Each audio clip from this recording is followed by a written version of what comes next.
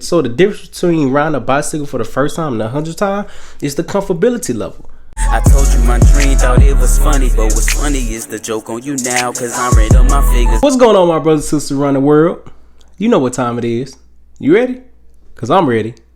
Let's get it. It's your boy Terrell Humphrey, Bullish T, Phase Knowledge, Bullish T, and Terrell Humphrey. And today we're gonna talk about the thought of having fear within your inner self, right? Because it exists. We all human beings. We all get afraid of things, but certain things affect certain people differently, right? Let me tell you why I say that. I'm gonna give you a prime example. So what's the difference between riding a bike for the first time and for the 100th time, right? First time you ride it, you get on it and you all hesitant and stuff, right? You bobbing, you know what I'm saying? You scared and you afraid to fall, right? So you riding it, pedaling it, whatever the case is. So now all of a sudden you fall. Boom! You fall, right? You hit the pavement and now your knee is scarred up. Do you do it again? Do you stop? The thought within your inner self, you want to quit because what you just did, it hurt a lot.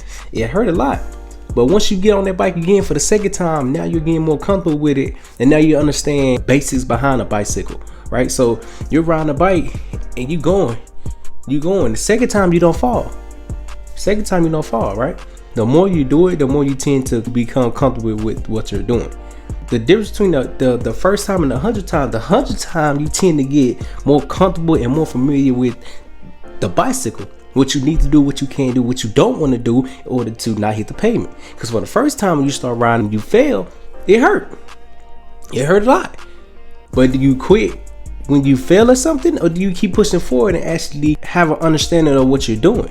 So the difference between riding a bicycle for the first time and the 100th time is the comfortability level. You're not comfortable the first time you start doing things, right? Because I want you to use this analogy to start implementing in your life. You're not comfortable the first time you start doing things because you don't know what you're doing.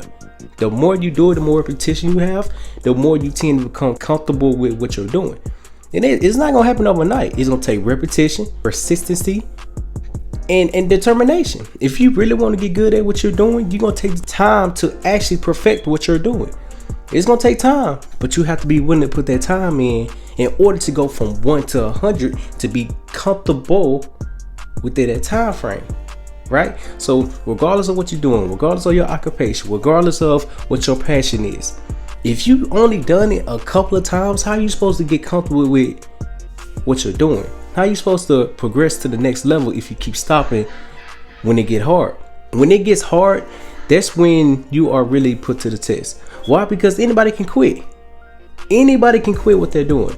But it takes a strong individual to actually learn what they have failed at and actually keep pursuing to progress and to get comfortable with what you're doing, right? It takes time, but you have to be willing to put that time in. So thank you for watching, and please don't let the doubt or fear or failing or hurting yourself stop you from pursuing what you need to pursue. It's gonna happen. We all are human beings. We all make mistakes. We all succeed. But depending on what's your level of succeeding, that's what you're going to succeed at. Thank you.